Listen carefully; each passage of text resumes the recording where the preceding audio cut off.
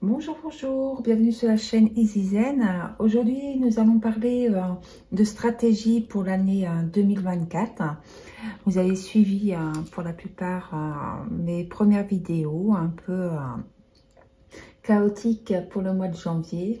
Je me suis rendu compte que ça devait être un peu compliqué pour vous si je vous explique pas la stratégie parce que, comment dire, vous devez vous dire, mais combien de défis bon, c'est vrai que j'ai bien expliqué comme quoi que je suis une fan des défis. En tout cas, je voudrais revenir sur ma stratégie de façon que vous compreniez quand même un peu plus mon fonctionnement. En tout cas, c'est mon fonctionnement qui sera comme ça pour l'année 2024, étant donné que je veux faire des économies. Je remercie aussi Lily Budget qui m'a inspiré par rapport à ma préparation de mon année 2024. Donc un gros bisou si tu passes par ici. Alors on y va, que je vous explique un petit peu. Donc ça, je vous expliquerai après ça.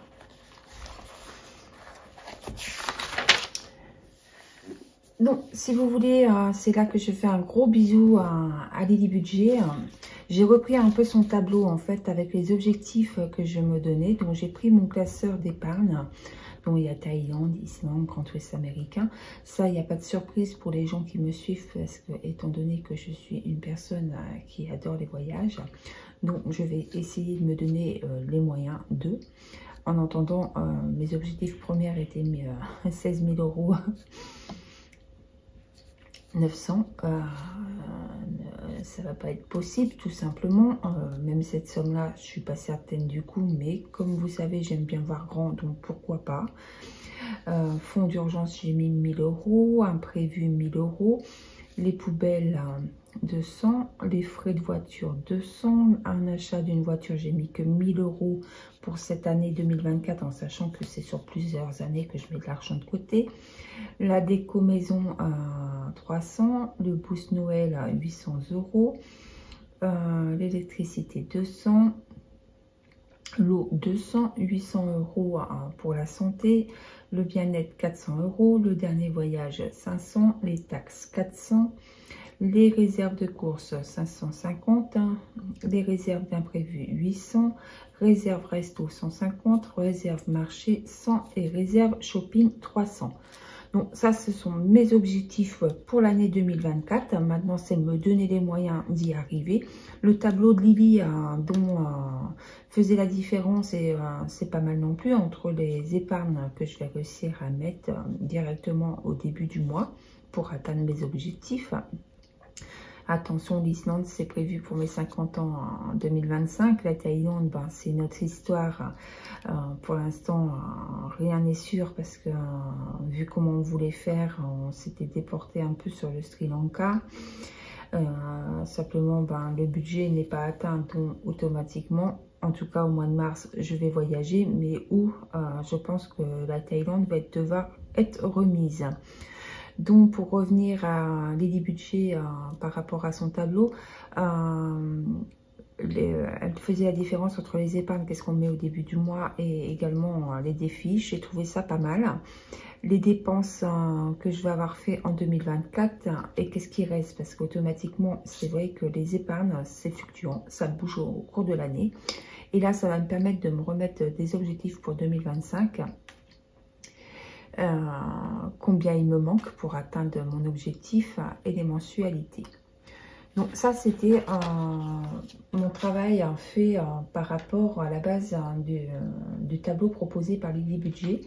Vous pouvez regarder sa vidéo, franchement, elle a tout complété parce qu'elle a fait ça sur toute l'année 2023.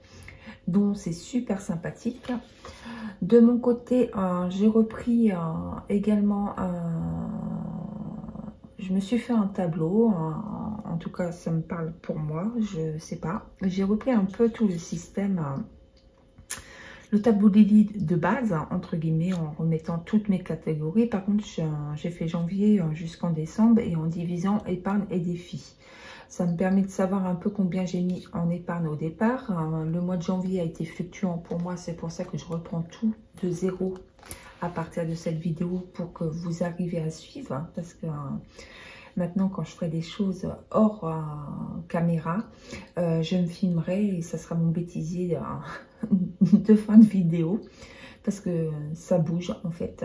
Je regarde, comme j'ai expliqué pour les gens qui me suivent déjà, il y en a, ils sont adeptes aux jeux à gratter. Moi, mettre des épargnes, j'adore ça. Les défis, j'adore ça. Je m'éclate. Je ne prive pas non plus parce que vous verrez qu'il y a des achats qui ont été faits. Je me fais plaisir. Voilà, c'est obligé.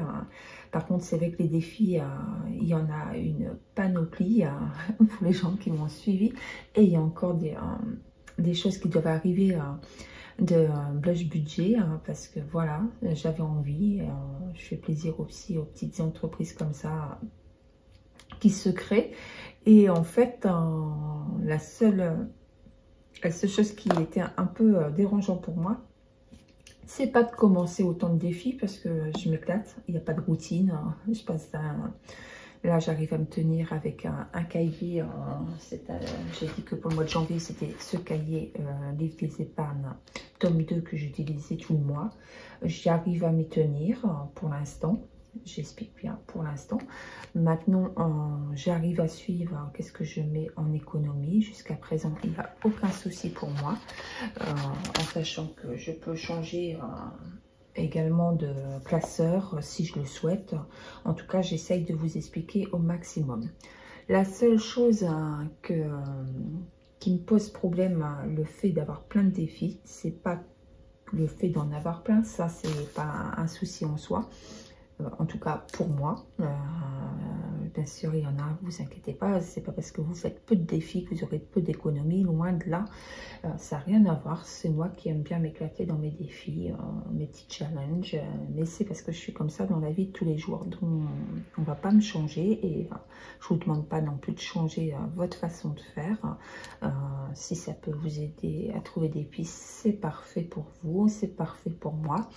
Donc je vais vous montrer un petit peu qu'est-ce qui s'est passé en début de janvier avec mes défis et vous allez comprendre. Alors la petite modification que j'ai fait par rapport à mes défis, vous allez comprendre tout de suite.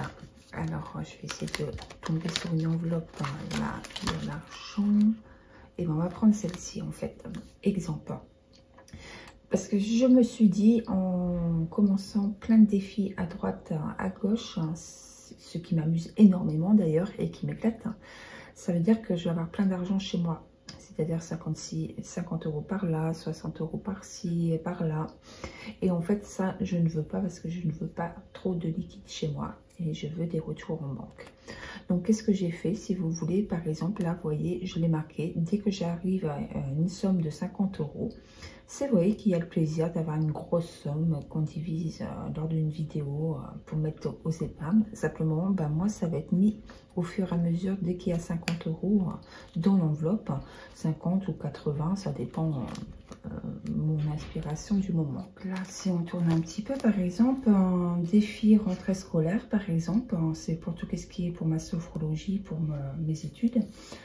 Et bien, vous voyez, par exemple, j'ai dépensé, j'ai mis de côté, si vous voulez, en épargne imprévue, 80 €, en sachant, voilà. Donc, qu'est-ce que ça fait? J'ai fait ça pour tous mes défis qui commencent à avoir un peu d'argent à droite et de gauche. Donc, ce qui fait que pour l'instant, en sachant que dès que j'aurai mon salaire, je vais faire aussi autrement. Hein. En tout cas, bon, comme vous avez pu voir dans le classeur au niveau d'ici, j'ai mis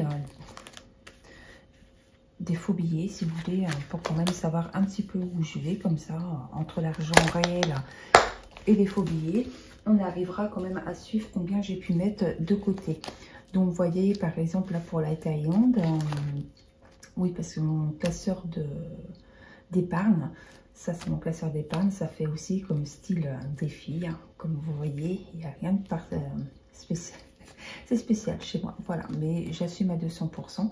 Donc, par exemple, là, avec le défi Banzai, hein, j'ai réussi à mettre 50 €. Et de suite, ça me fait 120 €. Donc, je retrouve mon argent liquide à un même endroit si vous voulez. Donc on choisit à rien. Par exemple, alors ici, là c'est mon fonds d'urgence par exemple. Et ben j'avais mis 10 € dans mon fonds d'urgence. Et ben là, si vous voulez, je suis arrivée à 110 €. Là, l'imprévu pour la sophrologie, comme ça j'ai un petit fonds pour l'hôtel, tous les frais que j'ai pour ma formation, vu que je paye tout moi-même. Donc si vous voulez, j'ai pris un dépôt du défi Saint-Valentin, j'ai mis 70 €, défi du printemps, j'ai mis 50 €, le défi scolaire, j'ai mis 80 €. Donc voilà, et tout mon argent est regroupé là. Et je vais faire ça à chaque fois. Et si je décide d'avoir moins d'argent liquide dans mon classeur, il y a de grandes chances ou pas, je sais pas, je me laisse inspirer. En tout cas, je veux vraiment pas beaucoup. C'est-à-dire que peut-être que la semaine prochaine ou le mois prochain, ça sera de faux billets. Et ça veut dire que ça sera reparti en banque ou soit ça sera utilisé pour refaire mon remplissage du mois de février. Donc voici un petit peu comment je me suis organisée en ce qui concerne les défis, que je vais un peu à droite et à gauche. Ben, il est vrai que je peux entendre, et même pas, je peux, c'est que je comprends que ça fait peur, parce que de ce fait, on a ce livre-là, de ce fait, j'ai ce livre-là, pour mes défis, j'ai ça, et automatiquement, j'ai Blush Budget qui va arriver. J'ai également le défi sans enveloppe, le défi 52 weeks, la boîte à 10 000 €, mais voilà, c'est pas sur une année, ça peut être sur 5 ans, ça n'a pas d'importance. Donc vous comprenez bien que je comprends que ça fait peur à énormément de budgéteuses quand ils ont vu dans tous les défis que je partais. Mais en tout cas, il faut que ce soit un plaisir pour chacun. Donc voilà un petit peu mon procédé pour en ce qui concerne mes défis et un peu ma stratégie pour l'année 2024. Donc on en est là, et là si vous voulez, pour qu'on sache un petit peu, tac tac tac.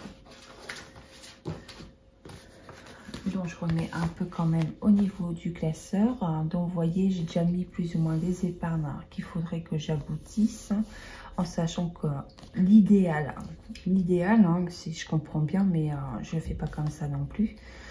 Je suis une rebelle. Non, c'est pas que je suis une rebelle, c'est que chacun doit adapter à sa façon. Si vous voulez, là par exemple, si on prend un exemple, la décoration de maison par exemple, j'ai mis 10 € en épargne tous les mois. Vous comprenez bien que je suis pas arrivée à 300 €.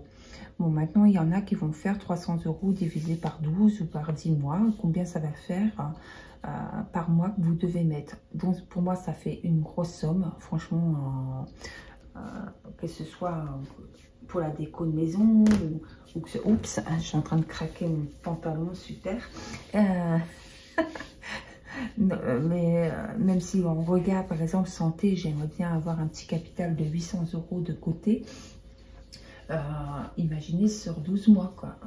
Vous divisez 800 divisé par 12, ça fait trop une grosse somme.